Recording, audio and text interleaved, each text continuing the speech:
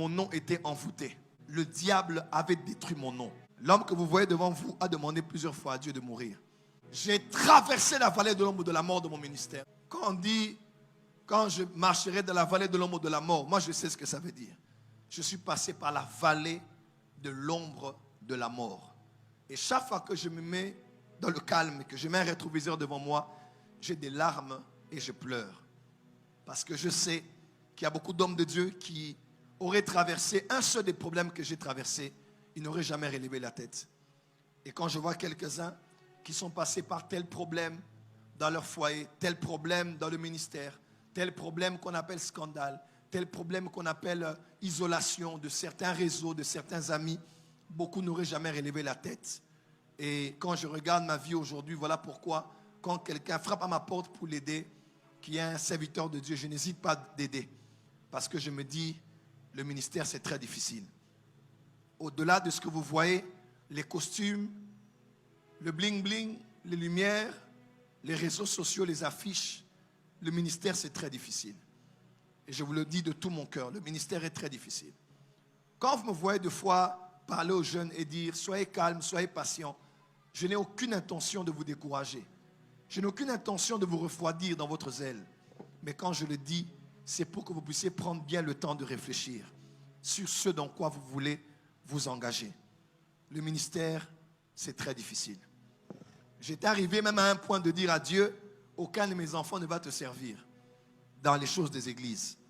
L'un sera ingénieur, l'autre footballeur, l'autre ceci ou cela. Mais les histoires des églises, je vais y rester seul. J'étais même arrivé au point de dire à Dieu, si j'épouse une femme, je dois épouser une femme qui est seulement chrétienne, mais pas dans les choses des églises. Mais Dieu m'a confondu, il m'a donné une de ses servantes. Je l'ai même dit quand on s'est rencontrés. J'ai dit, à vrai dire, je ne voulais pas avoir une femme qui travaille dans le ministère. J'ai déjà trop de combats. Ça me fera mal de voir la femme que j'épouse maintenant être exposée comme moi et qu'on va l'insulter, on va la dénigrer, on va l'attaquer. Ça me brisera le cœur. Je préfère une femme qui n'est que ma femme, qui est derrière moi. Elle est avec les enfants, elle me porte et moi je porte l'église. C'est comme ça que je voyais. J'en parlais même à plusieurs personnes ici. Et Dieu m'a confondu. Dieu a dit, tu vas épouser ma servante. Et aujourd'hui, on a pris le risque d'être célébrés ensemble et insultés ensemble. Et Dieu l'avait déjà préparé à ça. Merci. Dieu l'avait préparé à ça parce qu'elle est la fille d'un pasteur qui a aussi été incompris, traité de sorcière, de magicienne, de faux prophétesse. Mais elle a une maman qui est extraordinaire, une prophétesse authentique de Dieu. Et elle a grandi dans l'église. Donc elle sait les rébellions, elle connaît les combats des pasteurs, les combats des réseaux sociaux. Et j'ai eu quelqu'un qui a été préparé à ça. Voilà là où j'en étais. Parce que je me disais que le ministère là, c'est très difficile. L'homme que vous voyez devant vous a demandé plusieurs fois à Dieu de mourir. J'ai demandé à Dieu la mort plus d'une fois. Je n'en pouvais plus. C'en était de trop. Je regardais en moi, je regardais autour de moi. Je ne voyais aucune raison pour laquelle Dieu devait continuer à m'utiliser. Hors des regards des hommes, les gens me voyaient poster, les gens me voyaient prêcher, les gens me voyaient être utilisé par Dieu, mais moi-même j'étais l'homme le plus malheureux du monde. Parce que j'avais perdu beaucoup de choses. Je m'étais perdu moi-même et je commençais à perdre Dieu. Et j'étais fatigué. Vous savez, j'aimerais dire quelque chose que mon père spirituel m'a dit avant-hier avec ma femme quand nous étions dans sa résidence ici à Kinshasa. Je parle du pasteur Alfloukao. Il m'a dit, Joël, les temps vont venir où beaucoup d'hommes de Dieu vont démissionner du ministère. Les temps vont venir où beaucoup vont resign. Ils vont abandonner l'œuvre de Dieu à cause de la pression et de la dépression. La vie a trop de pression. Les enfants vous pressent. La femme vous presse. Le loyer vous presse. Les médias vous pressent. Le parquet vous presse. Les voisins vous pressent. La santé vous presse. Vous êtes pressé de part et de d'autre, comme disait l'apôtre Paul. Vous êtes des fois déprimé. Demandez à Moïse, celui qui voyait Dieu face à face. Il est arrivé au point, il a dit à Dieu, efface mon nom du livre de vie. Demandez à Élie qui venait de pouvoir faire un génocide. 950 prophètes, il les a tous tués. Et Élie a dit, quand il a entendu Jézabel parler, il dit, Seigneur, je ne vaux pas mieux que mes pères. Il a demandé à Dieu de s'en aller. Et il a demandé la mort. qui s'est couché déprimé après une grande victoire qu'il avait attribuée au camp de l'Éternel. Et après avoir vu tout un peuple s'humilier et dire, c'est l'Éternel qui est Dieu, c'est l'Éternel qui est Dieu. Ça arrive à tous les hommes de Dieu à beaucoup de niveaux, de déprimer, d'avoir envie de mourir. Et certains, quand ils dépriment, ils ont recours à l'alcool, d'autres aux femmes, d'autres vont toucher les fétiches, d'autres font beaucoup de bêtises que vous ne pouvez même pas imaginer. Un ami à moi, pasteur, ça fait quelque temps, quand m'a donné son témoignage, j'ai pleuré, je lui ai fait un message, j'ai dit, je suis avec toi, sois fort. Il a divorcé avec sa femme et il a commencé à boire. Il buvait tellement qu'on peut, un grand prédicateur, on le voit en route comme ça, il tombe. Il tombe, on prend, on le ramasse, il buvait. Parce que les soucis, tout le monde n'a pas la même capacité de supporter les problèmes. Et il tombe, il se relève. Beaucoup de gens peuvent dire, t'as la goutte pasteur, on a pingui. Mais les gens ne savent pas ce que ça veut dire, voir 1000 personnes et un lendemain, tu ne vois plus des gens à l'église. Les gens ne savent pas. Qu'est-ce que ça fait que de voir tout le monde t'acclamer et du jour au lendemain, les gens ont peur de t'approcher. Ton téléphone qui sonnait tout le temps, il ne sonne plus. Les gens qui couraient vers toi pour te saluer t'évitent du regard parce qu'ils ont peur de s'afficher avec toi. J'étais arrivé à ce point où je me disais, Dieu, ma vie ne vaut rien, je vais mourir. Beaucoup de choses se sont passées autour de ma restauration, mais parmi les choses qui se sont passées, le diable avait détruit mon nom. Et ici, j'aimerais dire à quelqu'un, ma prière pour toi en cette saison, que Dieu préserve ta réputation. Écoute-moi, écoute-moi. Il est inévitable. Ta réputation sera salie d'une manière ou d'une autre. Mais je prie que quand même ta réputation sera salie, que la voix de ceux qui vont croire en toi augmente. Que la voix de ceux qui vont croire en toi se multiplie. Que le volume de ceux qui croient en le volume de la voix de ceux qui parlent en bien de toi augmente plus que les gens qui parlent en mal de toi. Et que dans l'atmosphère spirituelle, les gens sentent quelque chose qui va les pousser à dire, même si on a mal parlé de lui, je suis avec lui. Dieu m'a fait voir en esprit que c'est mon nom qu'on avait attaqué. Et dans le monde spirituel, mon nom était envoûté. Mon nom était saturé de mauvais nuages. Mon nom avait une mauvaise énergie autour. Quand Satan veut te détruire, il commence par détruire ton nom. Écoutez-moi, le nom d'une personne est comme une clé. Avant qu'un homme passe par une porte, quitte un lieu pour l'intérieur de la maison, il utilise la clé. La clé est plus petite que l'homme qui la possède. Mais lorsqu'il introduit, la clé entre avant la personne. La clé entre avant la personne. Hein? Lorsque la clé bloque, ton avancée bloque. Lorsque la clé fonctionne et elle ouvre, toi aussi tu vas entrer et faire entrer tout ce que tu veux derrière toi. Laisse-moi te dire, ton nom c'est la clé de ta vie.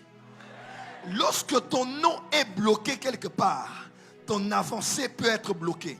Ton ascension peut être bloquée. Ton élévation peut être bloquée. Et Satan fera tout. Avant de te bloquer, toi, il va d'abord bloquer ton nom. C'est peut-être 3 mots, 3 noms. Joël Francis Tatou. Peut-être Mundala après. C'est peut-être 3 noms. Okitembo, Julie, Omatuku. C'est peut-être 2 noms. Ariane Kabongo. C'est peut-être seulement ce nom-là. Ça a l'air d'être insignifiant. Mais laisse-moi te dire, lorsque Dieu a créé les animaux, il les a emmenés vers Adam afin qu'Adam les nomme. Une chose existe parce qu'elle a un nom. Oh, tu n'as pas dit amen. À l'époque de Paul, j'ouvre une parenthèse. Paul est allé quelque part, il a vu des hommes faire des statues aux dieux. Et ils ont fait une statue à un dieu dont le nom est inconnu. Parce qu'ils se sont dit, au cas où il y aurait un nom d'un Dieu qu'on ne connaît pas, au moins qu'ils reçoivent l'adoration. Parce que chaque Dieu a un nom. Chaque étoile au ciel a un nom. Chaque homme a un nom. Pourquoi on dit, il a été obéissant à la mort de la croix. Voilà pourquoi Dieu a donné le nom que les au-dessus de tout le monde afin qu'au nom de Jésus, tous genoux fléchissent. Pourquoi le salaire de son sacrifice était le nom qu'il avait reçu. Celui qui veut te tuer, c'est celui qui détruit ton nom. Celui qui t'a poignardé avec un couteau est au même niveau que celui qui a détruit ton nom quelque part. Ah, tu n'as pas dit amen. La Bible déclare, Dieu dit à Abraham, je rendrai ton nom grand. Il n'a pas dit je te rendrai grand. Il a dit je rendrai ton nom grand. Si ton nom est grand, tu es grand. Pourquoi? Aussi haut ton nom monte, aussi haut tu monteras. Aussi haut ton nom descend, aussi bas ton nom descend, aussi bas tu descendras. Parce que ton nom est attaché à toi. Et quand j'ai commencé à prier 2018, à chercher Dieu pour dire, c'est quoi mon problème, Seigneur?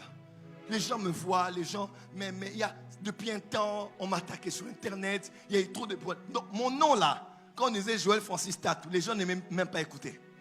Et quand je regarde le nombre de personnes que j'avais en direct, j'avais les combien de personnes à la Gombe? Moins de 100 personnes. 80, 100, 50, tu te rappelles? 50. On n'avait pas beaucoup de gens.